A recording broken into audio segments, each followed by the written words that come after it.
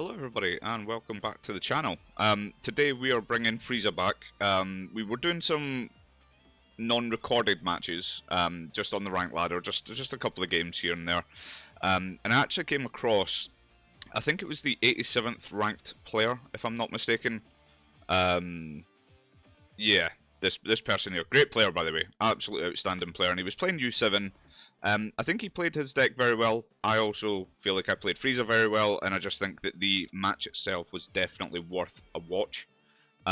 Just sort of give you an idea about how both decks tend to play in those later turns. Obviously Frieza being a very defensive deck as well as being able to turn, you know, your attackers, restanding them, and then at the end of your turn obviously they then become defensive, or they at least become non-targetable, or to an extent non-targetable, where they have to really expend a lot of cards from hand and a lot of energy just to remove your threats at the same time. So we're going to go over the replay playback on this match. I think this is definitely a very good match for a learning experience. I noticed that he was like 3,850 rank points, so I knew that he was going to be a very, very good player. So we open with two Self-Awakeners as well as the Sorbet, so this is a hand that's definitely worth keeping. We also have a Raccoon as well, just in case we ever wanted to go into the Ginyu chain, which I don't think I actually did this match. Yeah, so he did a very good job of building a wide board and going really hard into the pressure. To be fair, it was a really, really tight game. So we decide to play this Frieza instead of the Sorbet because this is a Self-Awakener, and obviously U7 wants to get to that Awaken turn 2. So if he played hit that turn and we had attacked his leader and he takes the damage, he could go into his Awaken this turn. So it essentially buys us a turn.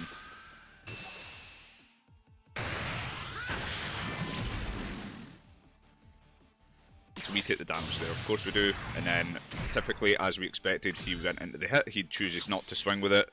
I think because he doesn't want us to attack back into it. I think he obviously wants us to attack his life.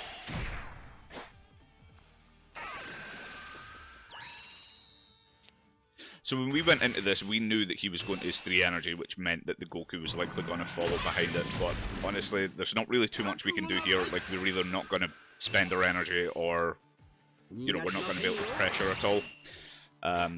We decided to attack into the hit and not combo. Just we wanted to make sure that we got the draw there. We didn't expect to ever kill it. We knew that 10k on board wouldn't have really helped us, and this is where the hindsight is that he plays this perfectly. He kills the combo, and then now he has. This was the only mistake I noticed. I don't know why he did this. I suppose he wanted to guarantee a draw and not awaken us, I suppose.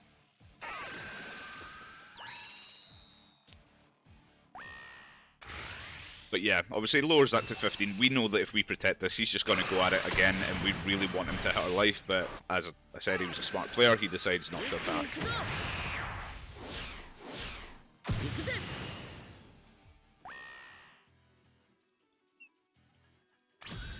Which is really smart on his part. Obviously Frieza, you don't want to awaken them until it's to your benefit. So again, we attack the hit, we do nothing. We know that we're not going to be able to kill it. So here's where I was deciding whether or not we should have coolered there and attacked life and then maybe just killed this. But with us having no way of restanding cooler, for me it just wasn't the best option at the time. We thought that going to the Self-Awaken was maybe a bit smarter. And then this is where he starts to push his board quite significantly.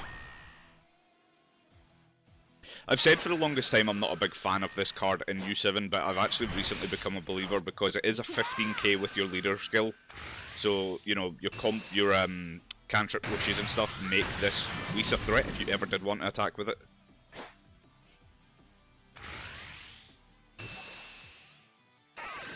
So this is where my big decision came, was we could either expend a super combo here to protect that life, but my thing is I don't really know what being at 3 and being at 4 was really going to make that big of a difference for the case of a super combo, which, I mean, we had 3 in hand, but later in the game, as you'll see, they come really, really necessary. I don't know why he doesn't attack here. We have no way to just board wipe him. I mean, he really should just be pressuring us. He's letting us keep our hand, which I don't really understand that decision. And if we choose to block, it's probably going to die, or it's going to be, again, a card expenditure from hand. So I don't really know. Or am I talking nonsense here? Does he actually go all in? Yeah, he does. Sorry. I thought he had already swung with his leader. Oh wait, it's a risk, of course. Yeah, so he doesn't attack here, which I think was the mistake. I don't really understand that thought process. I get that it's rest targets for us to attack into, but Frieza doesn't build a wide board unless you're expecting to Raccoon Ginyu, and based on our board, it wasn't going to be the best option, because we would have had to have Ginyu'd or Sorbet to draw, and then Raccooned off the back. Now don't get me wrong, we had the energy to do it, but tapping out to build a board that he's just then going to remove is just not the smart play. Now this is what really sucked. We played the cooler thinking the only way he could kill this is with a Beerus, and typically he has the Beerus, of course he does. That really, really hurt us, but... And you know, you can see this board's out of control, we have nothing, which is kind of terrifying.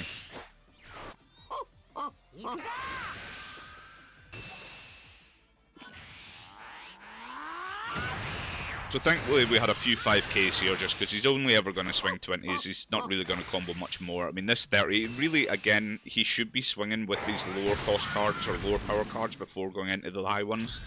But he doesn't want to. This is what I mean, I don't really understand what his process is here, because he would have won this game had he pressured us with those cards and we had to expend our hand. He 100% would have won that. So we weren't expecting to do that. Because we're on 6 energy, I'm just going to pause the game for a second, right? So we're at 6 energy. My idea there was to attack into that card. I wanted him to protect it in some way or other, whether it was a card from hand or the Whis on the board or the TN, didn't really matter to us.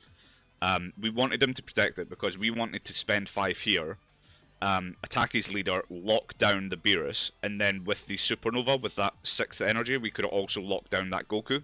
So we wanted him to protect it. Unfortunately, he didn't. I don't know whether or not that was foresight on his part. It could be. Genuinely, he could have saw the 6 energy and went, surely he's going to Supernova behind this.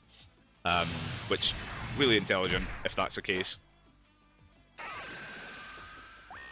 But yeah, so we lock that down. We're not comboing because, honestly, we don't want him to take this double strike.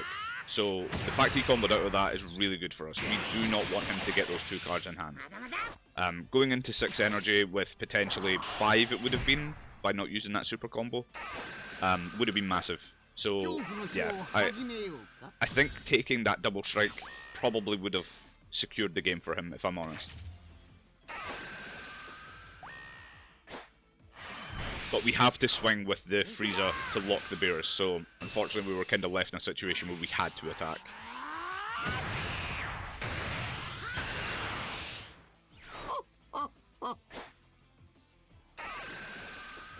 And again, this is where he's just going to swing a board full of 20s.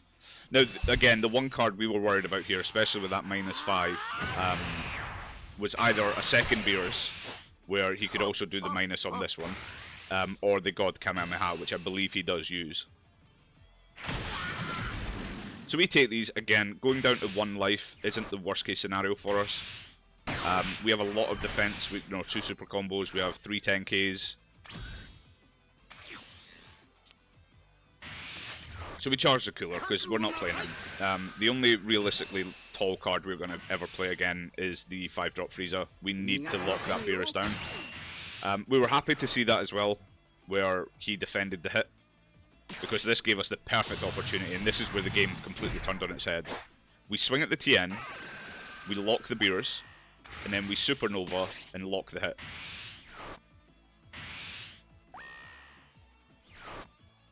So instead of attacking life or attacking other battle cards, we just, if we keep them locked in rest mode, it's the same thing as killing them. Like, they're never threats on our next turn. So we just untap that, we pass, we hope that he can't kill it again. That's the big thing. If he kills it again, the game's over. But we can see he's getting desperate, so we know that he doesn't really have anything except what he's showing, which is a 5-drop, which is going to be a 40k. We know that that's his next target, and we know that with him tapped out now, he can't use an extra card to buff it by 15, so we know that at best this is a 10k, which is 50k tops. We have that in spades. We have 80k combo power just here. Or sorry, 70k.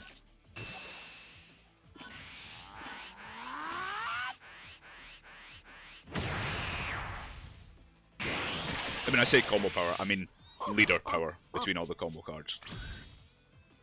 So yeah, so he has no cards in hand, right? So we're going to pause again just to go over the situation, right? So he's got 0 cards in hand. So every swing I throw in here is a guaranteed hit. You know, leader into hit, it's a definite kill. We swing the Frieza into either of these battle cards, and then we can lock down the other one. He can't save them. He has no cards in hand. This is a perfect situation for us.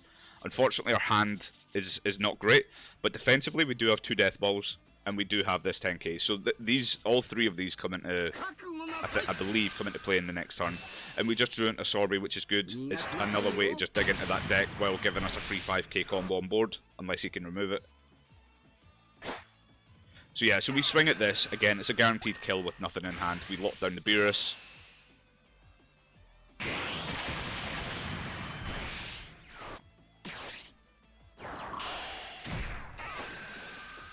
We draw into this. Now, instead of attacking here, once again, we don't want to give him the cards in hand. And again, we're just going to pause just to sort of show you the situation, right?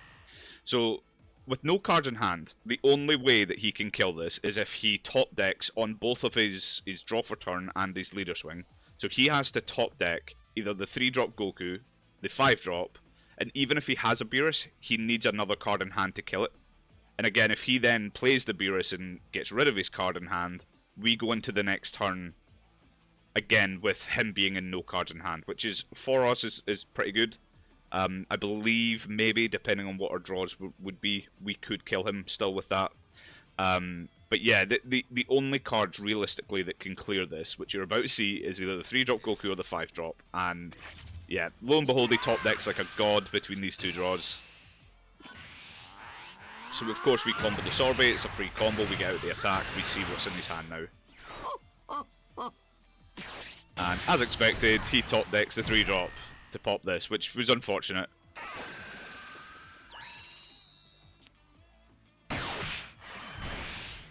So yeah, so we're playing a dangerous game being on 1 life, but he also takes the life there, which I can understand why, because he needs a combo to be able to put that through. And unfortunately he hits it, which means that it costs us 2 of these. You know, we need to get to 50, he's at 45. But again, we're out of it.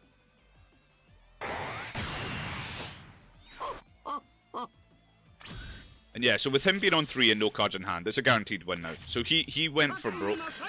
We're going to pause. So he went for broke in that attack by leaving nothing open, or no cards in hand, because like I said, with no cards in hand, this is guaranteed damage, which will give him 1 card in hand, which at best would be a plus 15k, if it's the extra card. So he'd go to 35, and we're at 35. So, or sorry, we would be at 30 if he then did the -5 as well. So, you know, of course, we don't put any combo on this, and we just dump both of these onto that, and that's boom. But yeah, I will say this, what a play. He played that perfectly, I think. Although the Beerus to just kill those 2 cards was maybe a bit over-aggressive, because it is 2 cards from hand on his turn. But yeah, this was such a tight game. We played this down to the wire, but I think that we played it perfectly.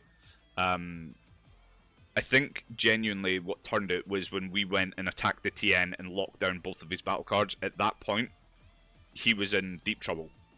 There's nothing that he can do, and yeah, he's playing just essentially off of what he's drawing. Now, the power of U7 is that it builds a wide board, and it builds a wide board of 20Ks, which means a lot of it is threats into our leader. But I do think had he pressured us with those 1s and 2 drops in the early game, he would have dragged a lot of responses out of our hand, you know, whether it was 5Ks or 10Ks or even super combos. You know, don't get me wrong, there are times where people will take a damage to not spend a super combo, or they will spend a super combo to go from 20 to 40 into a 20k attacker just to not take the damage. So I genuinely think he should have been a lot more aggressive. It is an aggressive deck, that's the whole point of it. Putting all of your cards in rest mode, and if you're at 5 or 6 cards in hand and, you know, they're going to play the Ginyu package, you know, you're going to either do one of 2 things. You're going to drag cards out of their hand by attacking constantly so that they don't take the damage, or they're then going to have to build a wide enough board to deal with your wide board. You know, fair enough, he might have been thinking we could play a cooler, you know, we tap 4, we swing, we rest something, we kill it, or we just kill something already in rest mode, doesn't really matter. But those are realistically the decisions he had to make, and I honestly think that in red, you're always going to be up against the clock. You're just going to have to swing, swing, swing. In the earlier turns, it makes sense not to, you know, when I'm not awakened, but I think it was 2 turns when I was awakened, when he chose not to attack with everything he possibly could. The Whis, fair enough, because it's a card from hand on his end, but, you know, they hit in the TN. I don't know why he didn't attack with them. I think it was 2 turns where he really could have got a lot of cards out of our hand, and that is the aim of the game in Fusion Worlds. It is a game of attrition. We need to lower my opponent's resources to which then allows me to get that extra step ahead. Obviously, you want to be in a position where you have more resources than your opponent, and you'll just never lose the game, pretty much. But yeah, it was a tough match. It was definitely a well-played match from both players, I think. You know, I think that is a peak game of competitive Fusion World there. I think that was such a good game, and honestly, because I wasn't recording at the time, I thought we needed to do a video on this. I thought it was such a good game. But you know, hats off to this player. Like I said, I can't pronounce his name. It's a Japanese character name. So, but hats off to him. He's an outstanding player. And yeah, this is the competitiveness I want at master level. I want to get to God rank by playing the best. I don't want to get to God rank by playing new accounts. And unfortunately, that seems to be what we're getting a lot of the time. But I thought I would bring some proper competitive. I know that there have been some competitive games on the channel, but I think that this is one of the top games I've ever played on the channel. And yeah, I hope you guys agree, and I hope you guys appreciate it. My Frieza list is very much the same from the other day, but I will just quickly go through it just in case anybody didn't see that video and wants to see the list. Yeah, it's pretty much the same. I'm not going to go through all the cards individually like I normally do. I'll just scroll down just so you guys can see. And yeah, I thought that was a great game, and I hope you guys enjoyed it, and I will see you guys in the next video.